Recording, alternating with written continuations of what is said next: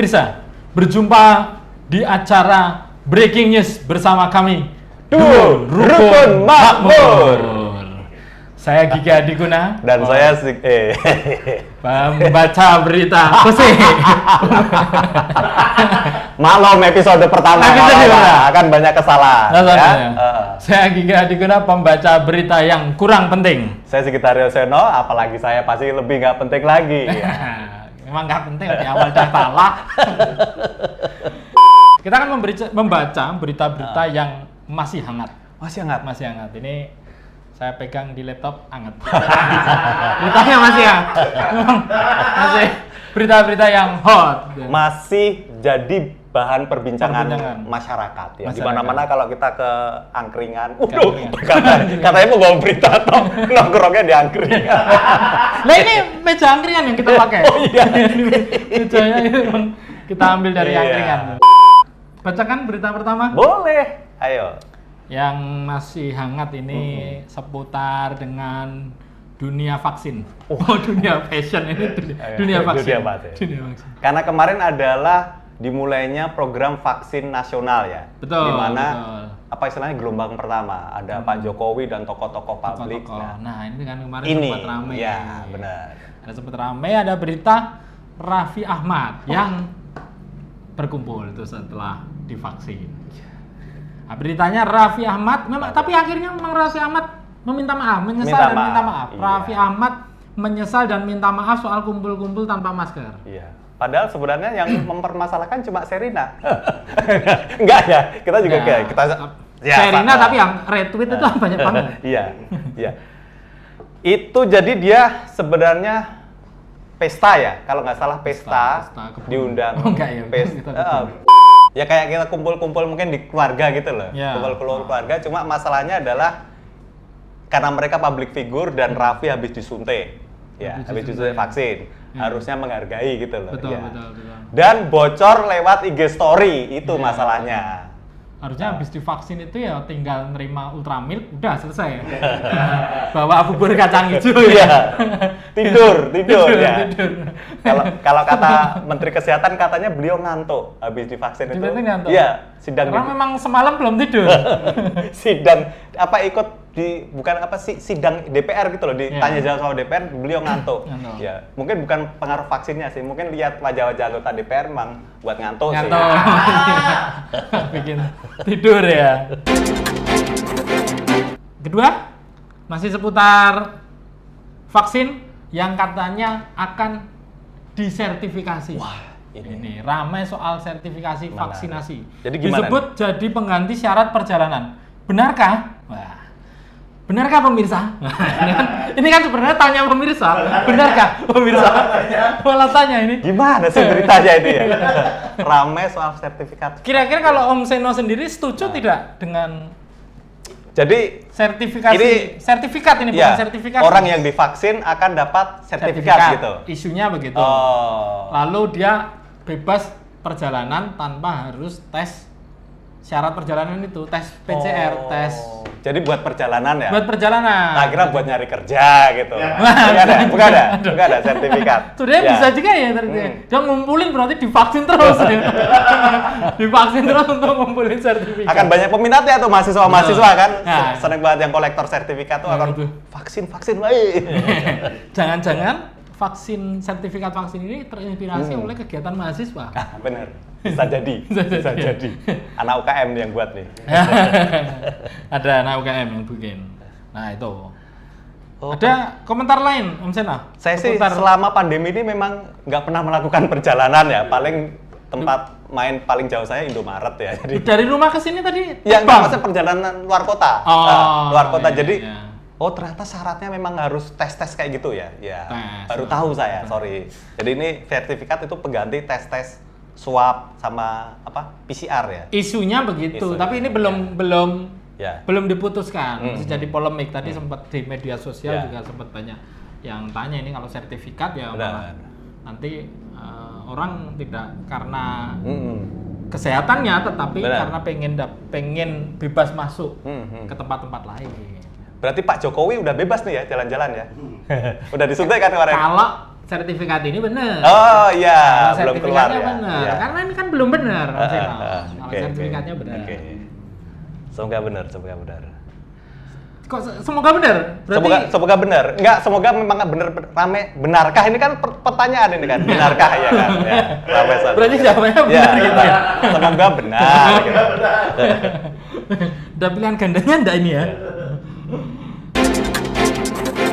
Yang kemarin baru rame gedung Kapitolnya itu. Gedung Kapitol itu semacam apa ya? DPR ya gitu Mungkin kayak Senayan. Ya, Senayan gitu. kayak gini. Ya. Itu di gedung Kapitolnya kan ada pengerahan massa kemarin itu. Lalu ada berita 2 laptop dicuri dalam serangan gedung Kapitol. Berpotensi timbulkan bahaya keamanan. Ini punya siapa nih? Laptopnya punya siapa nih? Nah ini katanya punya ketua DPR-nya. Biasanya dipakai buat presentasi. Yang saya takutkan itu kalau di dalam laptopnya ada komik One Piece. Nah itu. Ada komik One Piece itu. Atau ada video-video dia lagi tiktokan gitu kan. Iya. Save di situ ya. Anggota DPR berarti itu parah ya demonya. Apa demonstrannya bisa masuk ke betul. Nggak ada satpamnya Pak? Gedung Kapitol ini. Ada, diterobos. Oh, diterobos. Ya. Mereka kulon. Masa nggak ada ininya apa namanya kamera CCTV. tersebut CCTV. Ada. Hati-hati seks oral tingkatkan resiko. Nggak kita baca selanjutnya ya. Cuma judulnya biar bikin penasaran. Hati-hati seks oral tingkatkan resiko. Titik. Nah, resikonya apa kita nggak tahu ya. Takut kita bacanya. Itu nanti aja di berita kita kan akan membacakan berita yang dewasa. Ada berita apa lagi? Ini seru nih. Yang kemarin sempat jadi bahan berantem di grup WA. Kalian ingat ya para pemirsa, ada video dinosaurus. Wow, diturun dari truk ditarik itu kan. Ada yang yakin bahwa itu tuh dinosaurus beneran. Iya. Ada loh, ada keluarga. Karena videonya, gambarnya itu terlihat memang bagus beneran, memang bagus. Ada yang yakin bahwa itu video beneran. Ada satu keluarga yang yakin dan ada satu anak yang itu enggak, itu cuma robot. Berantem mereka. Sampai akhirnya keluarganya cerai-berai. Gara-gara video dinosaurus ini. Dan ini ternyata itu adalah museum di daerah Magetan ya kalau nggak salah ya. Mojosemi, Museum Purbakala gitu. Memang itu video semacam video marketing ya. Video marketing. Jadi di dalamnya itu ada orangnya. Ada orangnya. Itu kasihan loh itu. Kasihan. Berapa jam bayangin dalamnya panas banget loh. Untungnya dia nggak sampai ke kandang. Dia bisa makan rumput. Pertanyaannya adalah apakah tiap hari dinosaurusnya itu juga diisi orang atau boneka? Nah itu. Sepertinya itu hanya gimmick. Nantinya di dalamnya itu mungkin hanya ini robot ya? Fosil-fosil gitu ya kayak kalau kita nonton film Night at the Museum. Ada yang gerak. Ada yang gerak. Jadi kayak kita ngasih makan dinosaurus tuh loh. Ada. Ada yang gerak. Ya. Iya, pernah lihat nggak Mas? Iya, ada yang gerak memang. Jadi ini kalau kita di studio tapi bisa ngobrol dengan ini ya. Dengan pemirsa. Ada Ponofriend di sini. Ponofriend, kita akan telepon dengan pemirsa. Berarti kalau robot teknologinya memang oke ya? Oke, dia bisa menciptakan robot. Tapi kalau dari videonya itu kan behind the scene-nya kan ada itu keluar orangnya. Benar, orangnya keluar udah gembrobos itu. Itu untuk video marketingnya. Nah, kalau yang tiap hari itu loh, diisi orang atau tenaga listrik. Nah, ya. Tenaga listrik padahal itu outdoor. Betul. Kalau hujan, nyetrum dong. Ngiyup ya, kalau hujan ngiyup. Kalau seharusnya ngiyup. Iya. Nah, kalau yang di perempatan-perempatan itu yang kepalanya besar itu robot atau manusia itu, Sino? Itu orang. Coba ditonjok perutnya. Kan teriak, aduh. Kalau ditonjok perutnya, itu kepalanya loh itu. Kepalanya loh. Saya kadang-kadang pengen iseng loh itu. Turun dari motor tuh nonjok perutnya loh. Dia juga. Tapi kok kasihan itu loh. Jangan. 5 alasan pernikahan bisa tingkatkan kesehatan. Nah, kita baca ya. Ya. 1, olahraga. Apa hubungannya sebenarnya? Jadi mereka kalau pasangan nanti termotivasi untuk olahraga bareng. Betul. Om Sen apakah begitu? Oh iya, jalan. Di kamar. Yoga, saya di kamar. Sama istri saya yoga, kemudian parkour di kamar. Parkour juga ada. Iya. Mau olahraga ekstrim ya di rumah ya? Iya, ada buat panjat dinding itu biasa. Oh, kamarnya memang di dekor markas pecinta alam ya? Yang kedua, menurunkan berat badan. Menurut beberapa penelitian, pelepasan kedua hormon tersebut dapat meningkatkan aliran darah ke otak. Oh, ini lanjutannya ya? Ini. Menurunkan berat badan. Program penurunan berat badan bisa lebih sukses dengan hadirnya pasangan. Tak bisa dipungkiri, dukungan yang didapat dari pasangan bisa menjadi penyemangat. Apakah benar ini? Ada benernya. Tapi untuk pasangan tertentu itu nggak jalan sebenarnya. Betul. Ya, karena untuk pasangan tertentu itu malah, yuk jam 11 malam, kuliner yuk. Justru nyari kuliner tengah malam itu, yuk, kelatak yuk. Karena ada pasangannya dia tidak takut ya sendiri takut. Ya. Akhirnya malah soyo bunder-bunder kabeh. Yang ketiga, makan lebih sehat. Makan lebih sehat. Kalau punya pasangan apakah benar makan lebih sehat? Makan lebih sehat. Iya, yang jelas kan lebih higienis. Karena dimasakin di rumah. Ya. Kan ya bisa suaminya yang masak, bisa istrinya yang masak. Benar. Kalau di luar kan kadang-kadang nggak kontrol gitu. Apakah betul lebih sehat? Om Sena apakah lebih sehat? Lah kalau tadi malam-malam pengen krenyos gitu? Itu pasangan yang lain. Kalau saya sih malah sehat, di rumah. Ya. Karena emang irit juga ya pasangan. Pasangan yang irit ya. Badannya sehat tapi mentalnya nggak sehat. Pengen jajan sebenarnya kalau malam, tapi nggak boleh sama istri saya. Aduh. Sebenarnya kayak ini ya. Alasannya uang ya sebenarnya, lebih ke uang ya, ekonomi. Yang terakhir adalah masih yang keempat. 4. Lebih aktif. Wah, ini lebih aktif apa ini maksudnya? Tak hanya istri yang membawa manfaat kesehatan bagi suaminya, tidak jauh berbeda, suami juga bisa membuat istrinya lebih sehat karena semakin aktif.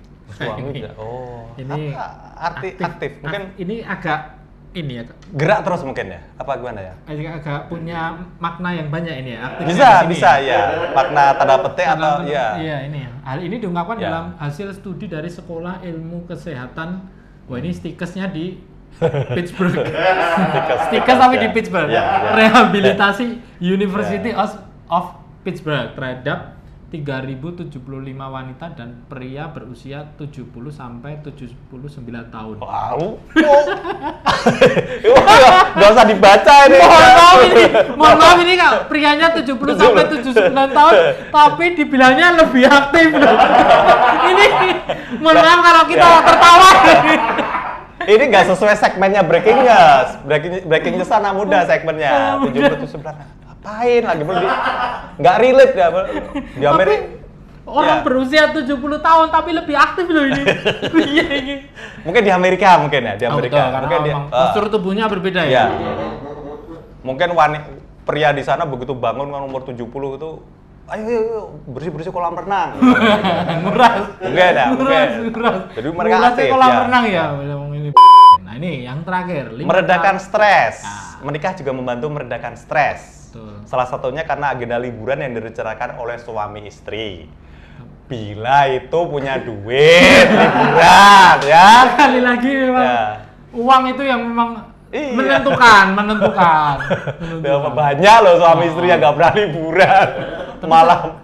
Ya. Ini kan meredakan stres itu ya kalau usia udah 70 sampai 79 saya rasa stresnya memang reda Om. Iya.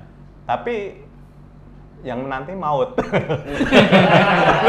Stres rendah ya. Lebih rajin biasanya, rajin sembahyang. Apakah kehebatan seorang arsitek ini?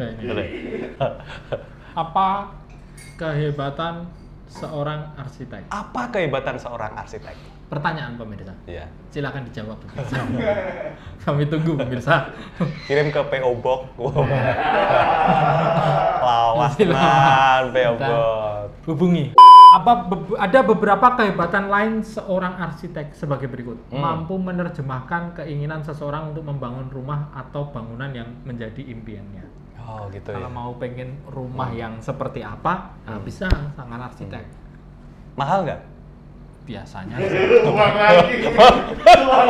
Malah curhat. Maksudnya tanpa arsitek kan kita bisa minta bantuan tukang gitu kan. Ada kan tukang gitu. Ya. Permasalahan hidup kita itu uang kayaknya ya. Permasalahan hidup kita ini.